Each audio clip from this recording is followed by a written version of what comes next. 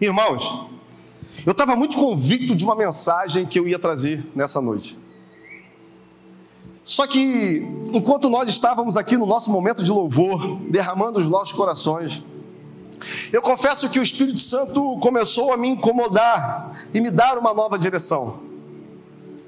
É muito difícil para nós, porque muitas vezes nós preparamos, meditamos, só que Deus, Ele vem apontando, segundo aquilo que o Espírito nos mostra, aquilo que Ele quer comunicar nesse tempo. E eu então orei ao Senhor e falei: Pai, que o Senhor fale então, já que a mensagem é sua, quem liberta, quem restaura é o Senhor, faça segundo aquilo que já está no seu coração. E eu queria te convidar a abrir a palavra de Deus no livro de João, no capítulo 1, versículo 29. Essa semana foi muito veiculado nas mídias sociais a fala de um ator global, onde ele colocou alguns questionamentos sobre a morte de Jesus Cristo. Ele falou que não consegue entender, e muitas vezes ele pergunta a alguns cristãos, e eles não conseguem respondê-lo, qual foi o valor da morte de Jesus? Por que ele é o Cordeiro de Deus? E ele diz que a morte de Jesus não teve o efeito esperado. Afinal, se a morte de Jesus foi para nos livrar do pecado e o homem continua pecando, logo foi uma atitude falha. Não teve o efeito que era esperado. E aí eu ouvi isso ficou na minha mente, e enquanto nós estávamos no nosso momento de louvor, enquanto nós estávamos no nosso momento de adoração, Deus me trouxe essa mensagem, e você que abriu no livro de 1 João, nós vamos ler o versículo 29, está escrito assim: no dia seguinte, João viu Jesus se aproximando e disse: vejam, é o Cordeiro de Deus que tira o pecado do mundo. Para nós entendermos essa expressão de João, nós vamos ter que entender também o contexto no qual o livro foi escrito. A igreja nesse tempo estava passando por problemas seríssimos. João já tinha uma idade muito avançada. Todos os outros discípulos já tinham morrido, martirizados. E um movimento chamado movimento agnóstico, ele começa a ganhar muita força. O movimento agnóstico é uma junção do pensamento grego-romano, que foi muito difundido a partir de Alexandre o Grande, com a religião judaica. E o que eles afirmavam? Olha, Jesus pode até ter sido um grande homem, Jesus pode ter sido um profeta, Jesus, ele foi um homem muito sábio, tem ensinamentos preciosos, mas Jesus, ele não pode ser Deus. O que o movimento agnóstico tentava fazer era descaracterizar a divindade de Jesus. Assim como esse ator falou, eles tentaram de todas as formas fazer que a gente se baseasse apenas naquilo que Jesus Cristo tinha falado, naquilo que Ele tinha ensinado. E a partir daí, a nossa relação com a palavra de Deus, a nossa relação com Jesus, seria apenas uma relação moral. Eu era uma pessoa ruim, agora sou uma pessoa boa. Eu agora sou uma pessoa que ajuda todo mundo. Só que, se nós aplicarmos esse conceito na nossa vida, nós vamos deixar de colocar Jesus no lugar que Ele merece. Por quê? Porque Jesus, Ele é o Deus encarnado. Jesus, Ele é o Cordeiro que tira o pecado do mundo. É o Deus que estava sentado no trono todo-poderoso e resolveu abrir mão da sua glória e descer a essa terra e ser obediente até a morte, e a morte de cruz. Jesus, Ele levou sobre si as nossas dores, para que fosse possível nós termos uma vida nova nele. O que de mais precioso Ele deixou para as nossas vidas é a possibilidade de viver uma transformação e, principalmente, foi a possibilidade de nós termos acesso novamente a esse Deus. Porque o primeiro pecado, o pecado original, tirou de nós a possibilidade de nos relacionarmos com Deus. João, então, ao ver tudo aquilo que estava acontecendo, João, então, sendo o discípulo que Jesus amava, João resolve escrever o seu livro, o livro que mudou a história do Evangelho. O livro de João é o livro mais lido. O livro de João traz particularidades sobre Jesus. E aí João vai transcender. João não vai se prender ao tempo, João não vai se prender ao espaço, João não vai se prender à matéria. E ele vai começar o seu livro dizendo: olha, no princípio ele era o Verbo, e o Verbo era Deus, e o Verbo estava com Deus no princípio. Tudo que existe só é possível existir por causa dele. Ele é a luz que os homens não conseguiram entender, mas contra essa luz as trevas não podem lutar. Perceba que João vai no início de todas as coisas. E eu lembro que, ao ouvir uma fala desse ator, ele falou: olha, porque falam de uma questão de cordeiro, falam de um Jesus que foi entregue, eu não consigo entender isso.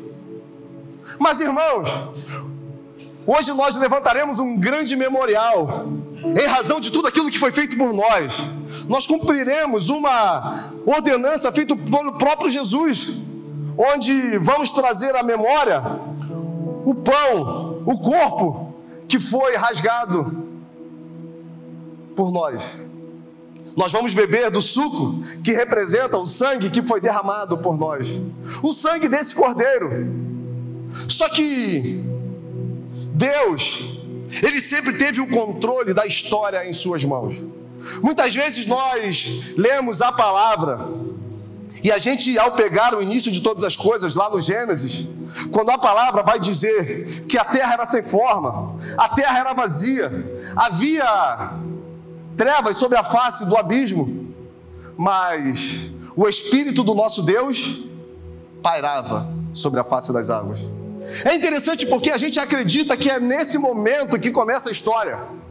Mas em Apocalipse, no capítulo 13, no versículo 8, vai dizer para nós que antes do mundo ser formado, antes de Deus criar todas as coisas no Gênesis 1, lá na eternidade, antes de existir matéria, espaço, nesse lugar, Deus já tinha preparado para si um cordeiro, porque Ele é o Cordeiro de Deus, imaculado, antes da fundação do... Então, Jesus, Ele não vai à cruz porque Adão e Eva pecou. Não é uma resposta ao pecado. Jesus vai à cruz porque Deus já sabia tudo o que aconteceria na humanidade.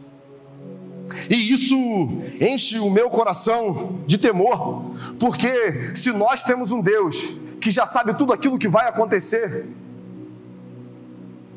como nós, com a nossa mentalidade limitada, vamos entender esse Deus entregar seu único filho, mesmo sabendo de todas as escolhas que nós teríamos?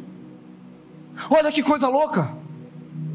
Jesus, Ele foi morto mesmo Deus sabendo que muitas vezes nós caminharíamos para longe, que muitas vezes nós escolheríamos viver a nossa vida ao nosso bel prazer, que muitas vezes nós desprezaríamos a sua presença. Deus já sabia disso tudo e mesmo assim Ele entregou Jesus. Mesmo assim Ele resolve criar um jardim, colocar tudo que é necessário para a vida humana e fazer o próprio homem. E Deus faz o homem, e ali fica muito intrínseco qual é a intenção de Deus, porque a palavra vai dizer que todas as tardes o próprio Deus ia pessoalmente conversar com Adão e Eva. Imagina isso, irmãos. Deus todos os dias indo conversar com Adão e com Eva. Só que diante desse cenário grandioso, aparece um personagem, uma serpente. Deus já tinha dado uma direção: olha, vocês podem comer de todas as frutas desse jardim, menos dessa árvore. A serpente aparece e ela tenta descaracterizar aquilo que Deus falou. Olha, Deus falou que você não pode comer dessas árvores? Mas será que foi isso mesmo que Ele falou? É bem certo que se vocês comerem, vocês serão igual a Deus. Naquele momento, Satanás consegue colocar no coração de Adão e Eva o mesmo sentimento que dominou o seu coração, o desejo de ser igual a Deus. E aí, eles comem, eles desobedecem. Nesse momento, o pecado entra no mundo. E João vai dizer que quando Adão e Eva pecam, todos nós pecamos. Não existe mais nenhum justo. Ninguém agora é digno de estar frente a frente com Deus. Deus então chama Adão e Eva, conversa com eles, depois Ele chama a serpente, e ali uma grande porta de esperança é aberta, quando Ele diz: do ventre da mulher nascerá um, ele pisará na sua cabeça, e você vai ferir o calcanhar, eu vou colocar inimizade entre vocês dois. Nesse momento, Jesus Cristo, Ele aparece. Adão e Eva não recebem aquilo que eles mereciam, porque se eles pecassem, eles seriam mortos. Mas Deus não estava falando de uma morte física, Deus estava falando de uma morte espiritual. E a pior morte que nós podemos ter é o distanciamento desse Deus, porque Ele é a própria vida. Então, agora eles são expulsos do jardim e começam então a se multiplicar e ter filhos. E se a primeira morte é da relação do homem com Deus, a segunda morte é da relação do homem com o homem, porque agora os seus filhos brigam e Caim mata Abel. Uma outra ruptura acontece e o homem começa a se multiplicar a ponto de crescer muito, e a palavra vai dizer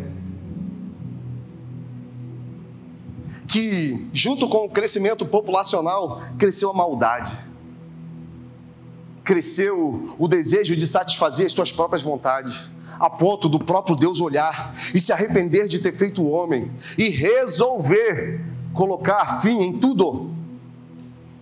Só que o coração de uma pessoa justa sempre vai mover o coração de Deus. Deus olha e vê um homem chamado Noé, e a palavra vai dizer que Noé achou graça diante de Deus, porque Noé era justo. Então Deus se apresenta a Noé e relata para ele todos os planos que ele tem para a humanidade.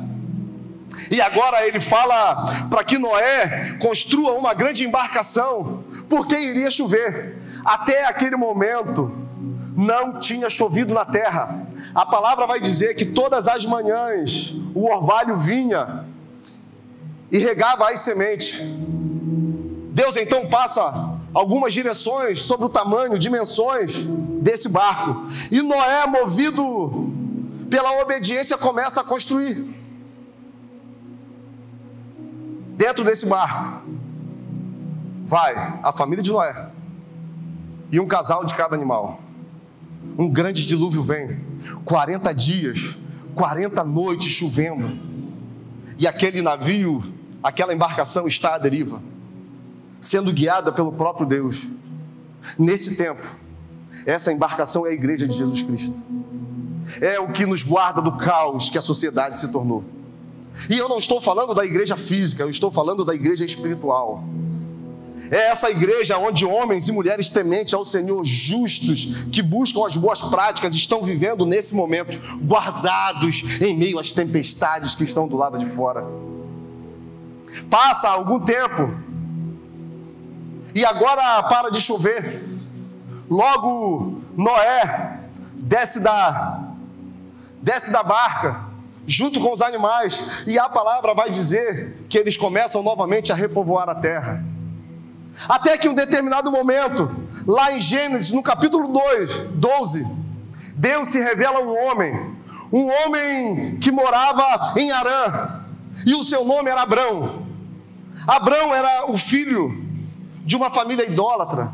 Só que, irmãos, perceba que Deus sempre está buscando se relacionar com a humanidade. Deus então se manifesta para Abrão e diz: olha, eu quero que você saia da sua terra, eu quero que você saia do meio da sua parentela para um lugar que eu vou te mostrar, um lugar que eu preparei para vocês. Irmãos, é a mesma viagem que nós estamos fazendo nesse tempo, porque nós estamos indo para um lugar que Deus fez para nós. O que nos move a viver Jesus Cristo é a expectativa que existe um lugar preparado para que a gente viva com Ele eternamente. E nós estamos nesse trajeto. A vida é um trajeto e nós somos peregrinos nessa estrada. Nós não podemos nos fixar, enraizar totalmente aqui, porque existe um lugar que foi preparado para nós.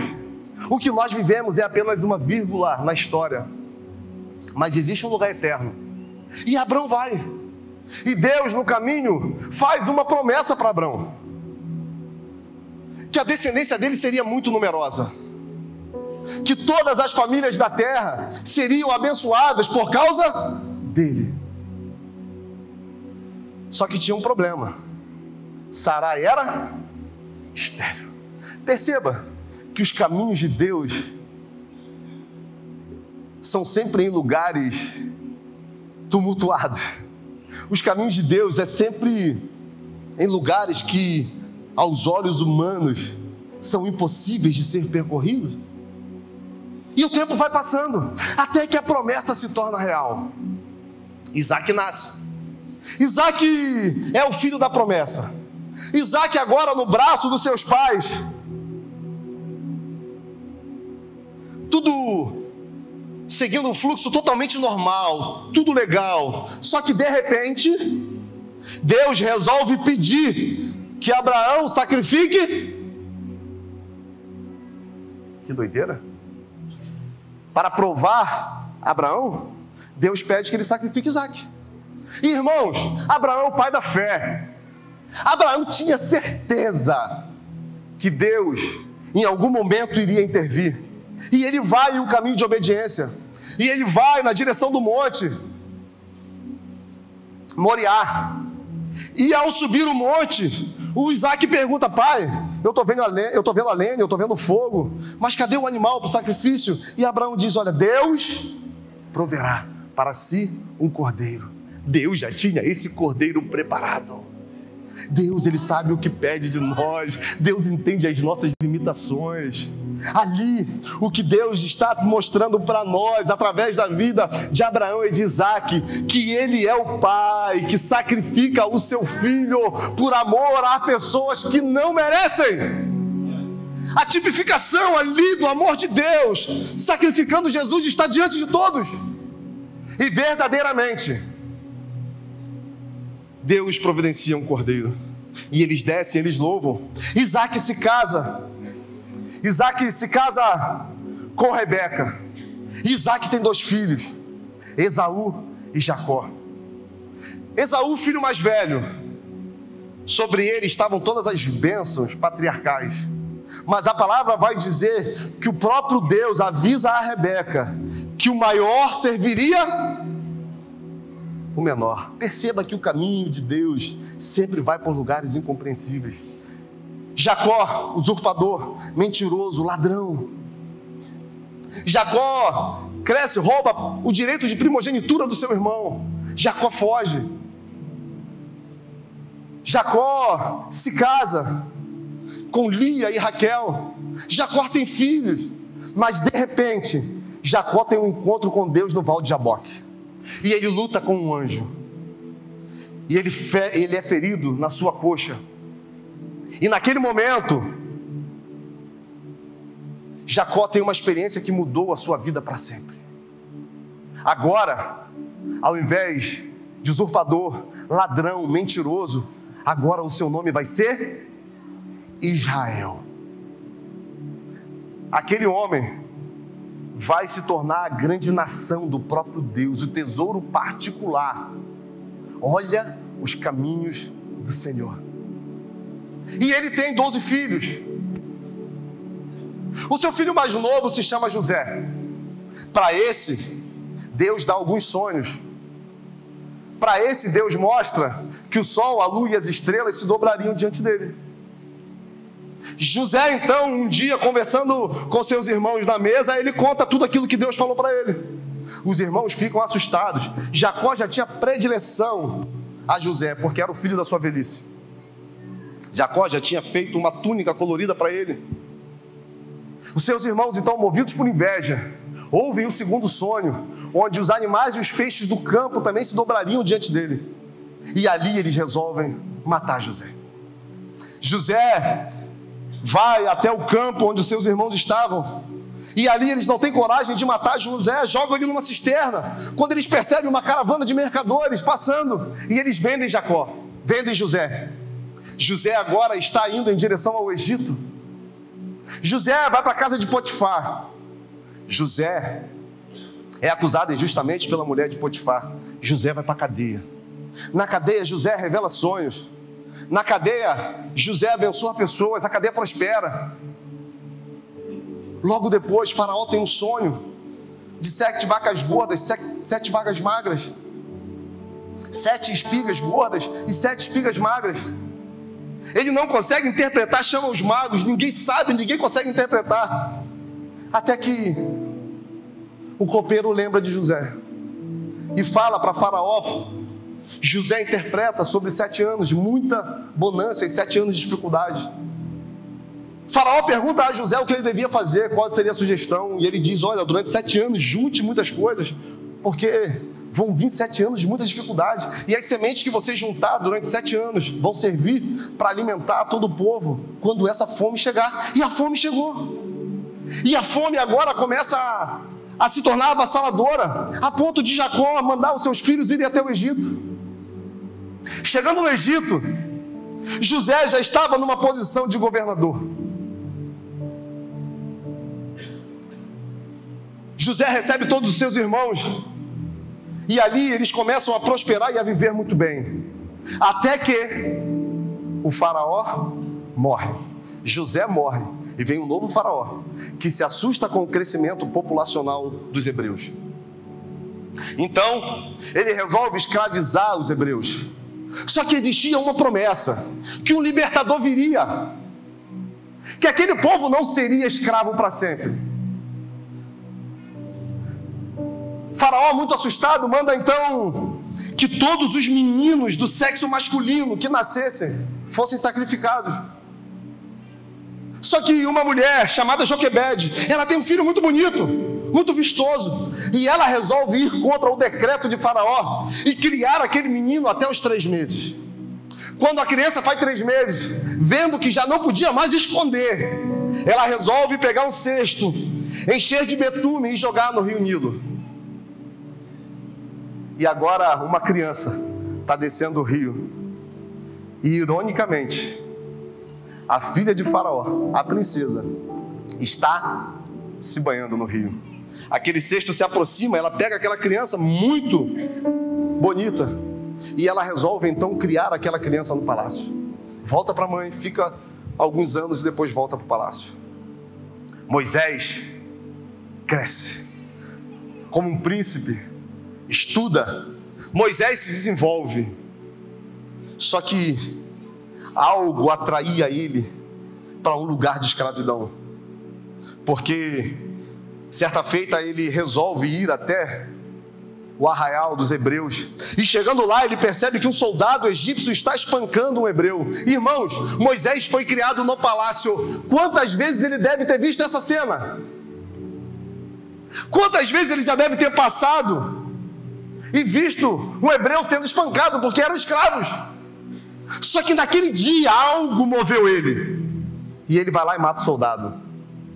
Ele esconde o corpo, ele volta para o palácio, e no outro dia, ao ver 2 hebreus brigando, ele vai tentar intervir, e o hebreu fala: olha, você vai fazer com a gente o que você fez com o soldado egípcio? Movido por medo, Moisés vai pro deserto. 40 anos, até que um dia ele está no monte, cuidando das ovelhas do seu sogro Jetro, e ele percebe que tem uma sarça que pega fogo, mas ela não se consome, e ele se sente atraído para junto dessa sarça, e de repente Deus se revela para ele, e Deus fala: olha, eu tenho visto a aflição do meu povo, e eu resolvi libertá-los. Moisés então se questiona: como que eu vou ser usado para essa grande obra? Como que eu vou conseguir de alguma forma ajudar naquilo que o Senhor tem para fazer? Deus passa algumas direções para Moisés, e ele vai em direção ao lugar que ele foi criado, e ele pede para que Faraó liberte o povo de Deus para adorá-lo. Só que Deus já tinha endurecido o coração de Faraó, porque se Faraó liberta o povo iria sempre acreditar que eles saíram da escravidão por conta de Faraó, mas o verdadeiro libertador era o Deus dos exércitos. Faraó então, com o coração duro, diz que não vai. Deus envia 10 pragas, a última, o anjo da morte iria passar naquele lugar, mas todas as casas que tivessem nos umbrais o sangue do cordeiro aspergido, essa casa não seria visitada pela morte. Jesus, o sangue desse cordeiro já estava naquele lugar, protegendo as famílias. Faraó, depois de perder o seu filho, então resolve libertar o povo, e o povo vai em direção à terra prometida.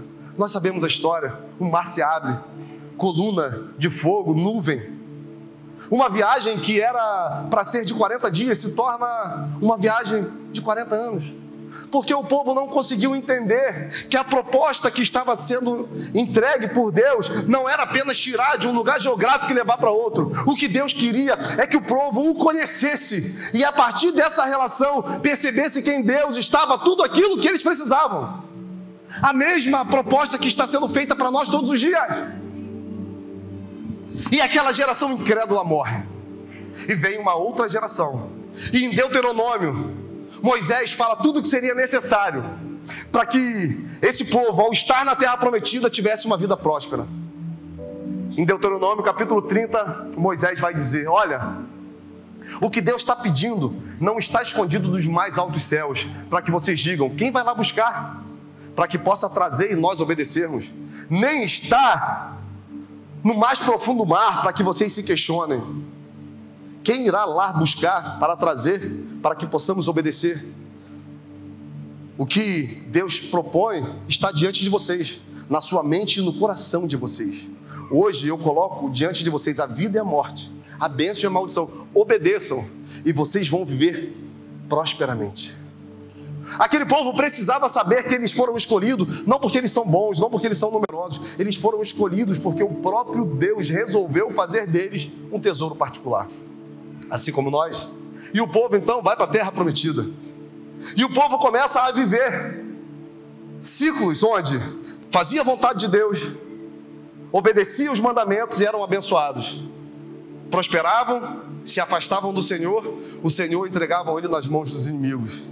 E eles viveram perseguições terríveis dos midianitas, dos assírios. Eles viveram destruições, eles foram assolados diversas vezes pelos inimigos, mas todas as vezes que esse povo se prostrava, toda vez que esse povo clamava, toda vez que esse povo se arrependia, Deus vinha e libertava do cativeiro. Até que em um determinado momento, o coração do povo se endureceu tanto que eles foram entregues ao cativeiro babilônico, um dos cativeiros mais cruéis que o povo já tinha experimentado. E nesse lugar eles ficaram por 70 anos. Eles saíram, e Deus a todo momento mandando profetas, mandando sacerdotes, mas todos aqueles que se levantavam para fazer a vontade de Deus eram mortos. Quando acaba o cativeiro babilônico, Israel está totalmente destruída. Diversos apontamentos não tiveram efeito porque o povo insistiu em correr para longe desse Deus. Até que nós chegamos no último livro do Antigo Testamento, em Malaquias. E ali, uma última profecia liberada, que chegará um tempo onde os corações dos filhos seriam convertidos aos pais, e os corações dos pais seriam convertidos aos filhos. E agora, 400 anos de silêncio profético. Nada é registrado. É como se Deus tivesse se calado. Até que um dia, uma virgem, uma mulher, ela é visitada por um anjo. E esse anjo diz que a partir do ventre dela viria aquele que seria o salvador da humanidade. E ela fica muito assustada, afinal, ela não tinha coabitado com seu marido. E o anjo diz: olha, descerá sobre ti o Espírito Santo, e o poder do Altíssimo te envolverá. A terra continuava o seu fluxo normal. Durante 30 anos, tudo acontecendo da mesma forma. Ninguém sabia que o Salvador já estava no meio do povo. Os hebreus esperando a vinda do Messias, e ele já sendo preparado, até que ele faz 30 anos. E quando ele faz 30 anos, a palavra vai dizer que João Batista está no Jordão batizando. Quando de repente ele aparece, e João diz: esse é o Cordeiro de Deus que tira o pecado do mundo. Humanamente ainda era quase que impossível entender o que estava acontecendo, mas um lindo projeto dos céus estava sendo ramificado na terra.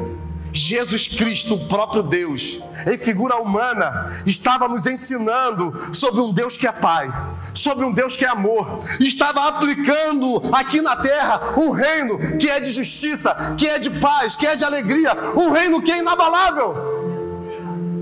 O povo esperava o libertador bélico. O povo esperava o Messias que fosse devolver a glória de Israel, que reinaria semelhante a Davi. Mas Deus olhava para uma carpintaria e dizia: o maior projeto que a terra já experimentou está acontecendo e ninguém está percebendo. Jesus então, ele se coloca no nosso lugar como pecador, e mesmo sem merecer, mesmo sem precisar, ele passa pelas águas batismais. Ele é batizado por João, e nesse momento o Espírito Santo desce dos céus. Nesse momento uma voz ecoa da eternidade: esse é o meu filho amado, em quem eu me alegro. E logo ele é levado para o deserto, para ser tentado por Satanás. 40 dias sendo tentado, até que ele teve fome. E Satanás aparece com 3 propostas: transforma essa pedra em pães, pula do pináculo do templo, se me prostrares e me adorares, eu te darei todos esses reinos. Jesus vence, porque se Adão e Eva pecaram no jardim, e com ele a humanidade já não podia mais acessar a face de Deus, agora Jesus está nos mostrando que é possível nós voltarmos novamente para Deus. E ele começa o seu ministério diferente daquilo que as pessoas esperavam. Ele chama pessoas totalmente comuns para uma revolução. Ele chama pescadores frustrados. Ele chama homens que tinham traído a sua própria pátria, que eram os publicanos. Ele vai em direção aos mendigos. Ele vai em direção aos leprosos. Ele toca nos leprosos. Ele toca nos coxos. Ele cura. A vista dos cegos agora são restauradas. Aqueles que não podiam andar agora estão andando. Os mortos estão ressuscitando. Uma revolução social está acontecendo em Israel. Jesus agora começa a afrontar o sistema religioso. Jesus começa a mostrar que todos aqueles ritos de nada valia, porque Deus não queria sacrifício, Deus queria obediência, Deus queria corações entregues a Ele.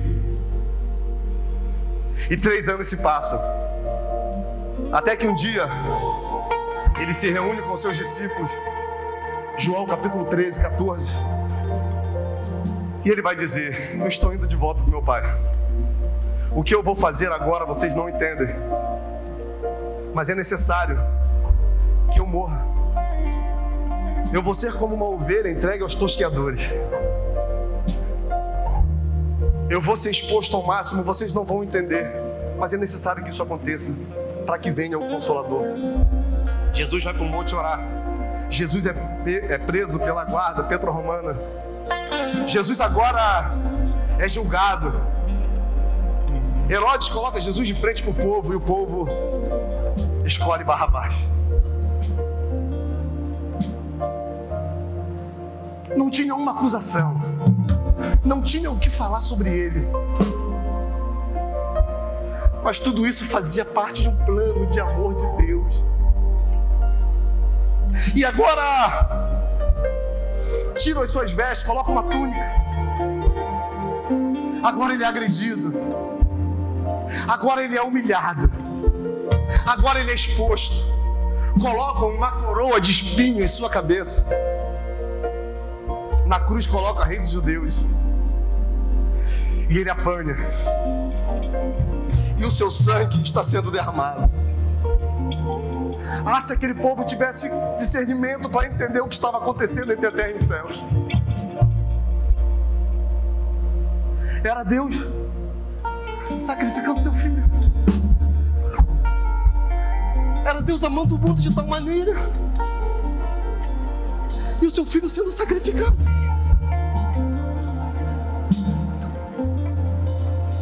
E a palavra vai dizer que ele não abriu a boca para reclamar. Como ovelha muda, ele estava no matadouro.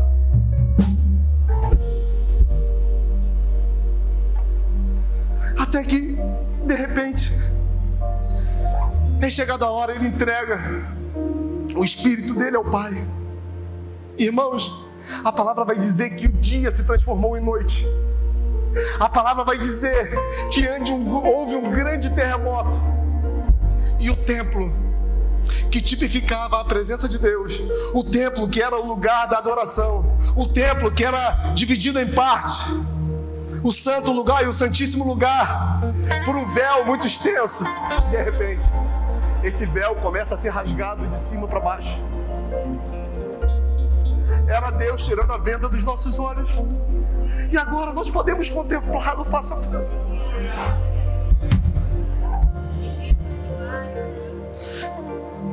Esse é o Cordeiro de Deus. Tudo isso Ele fez por amor de nossas vidas, para que a gente pudesse novamente entrar na sua presença. Esse é o projeto de salvação. E eu imagino Satanás no inferno, festejando, achando: acabamos com o projeto de Deus. E eu imagino, de repente, o barulho de passos indo em direção ao inferno.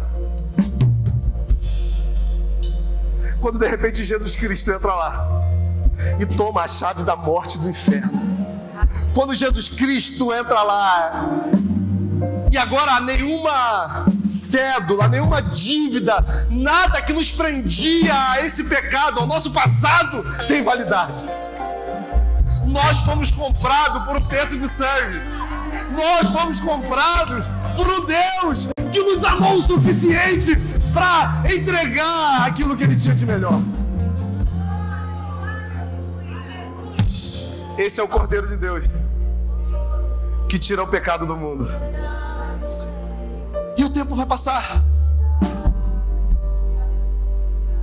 E de repente, a palavra vai dizer que Jesus é levado aos céus.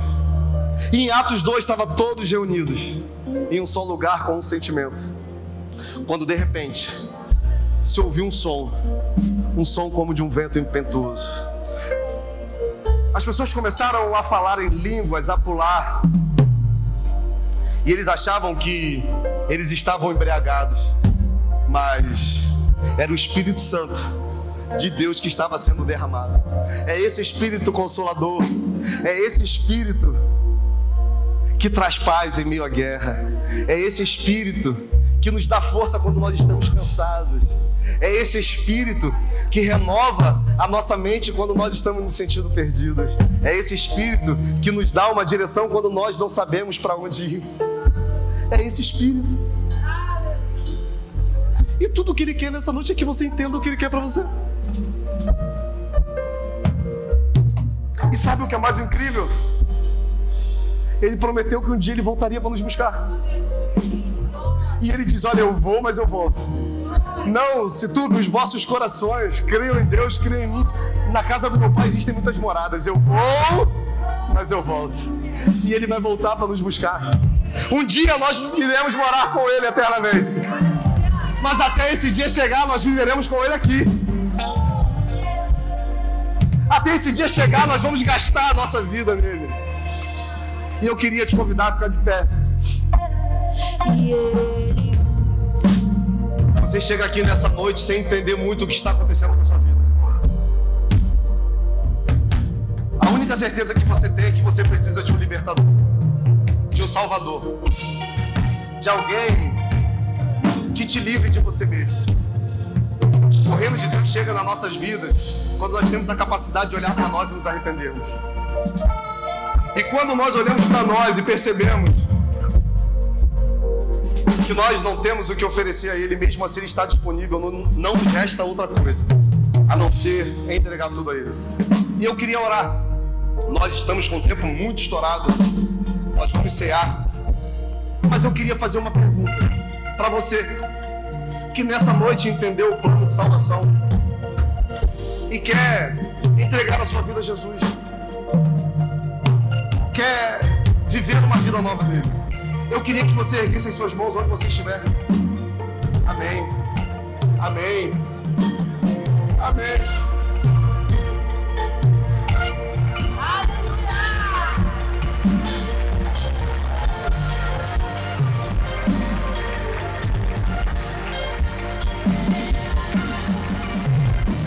Eu sei que tem muitas pessoas machucadas também. Se machucaram com a religião, se machucaram com líderes, ou estão na igreja, mas já não se sentem mais parte. A aliança está rompida. Eu queria orar com você também. Jesus continua te amando. Se existe alguém assim, eu queria também que levantasse uma de suas mãos onde estiver. Amém. Amém. E nós vamos orar. Feche seus olhos. Paizinho lindo, muito obrigado. Muito obrigado porque quando nós não tínhamos nada para te oferecer, o Senhor entregou aquilo que o Senhor tinha de melhor. 2 Coríntios capítulo 5, Paulo vai dizer que tudo isso vem de Deus, que estava em Jesus se reconciliando com a humanidade, não levando em consideração os nossos pecados. Ah, Pai, se nós fôssemos bons, talvez até valesse a pena alguém morrer por nós, mas nós somos maus. E pessoas nessa noite reconheceram que precisam de um libertador, que precisam de um salvador. O nome dessas pessoas já estão escritos no livro da Bíblia, muito antes do livro da vida, muito antes deles saberem. Mas que a partir desse momento elas sintam esse amor avassalador invadindo a vida delas. Que a partir desse momento, Pai, todas as feridas, todos os traumas, todo o pecado, toda a doença, tudo aquilo, Pai, que foi acumulado durante essa trajetória de vida, seja anulado em nome de Jesus. Pessoas também reconheceram, Pai, que já não vivem mais essa verdade tão intensamente. Foram machucadas, foram feridas, magoadas, e agora se relacionam com o Senhor apenas por momentos. Ah, Pai, restaura essa aliança em nome de Jesus. Nós acreditamos, Pai, que o Senhor pode fazer nova todas as coisas. Nenhum pecado seja imputado sobre eles a partir de hoje. Que Satanás não tenha mais força, que os vícios não tenham mais força, que eles possam viver de verdade a liberdade que o Senhor propõe. E eu oro em nome de Jesus. E você que pode, aplauda ao Senhor.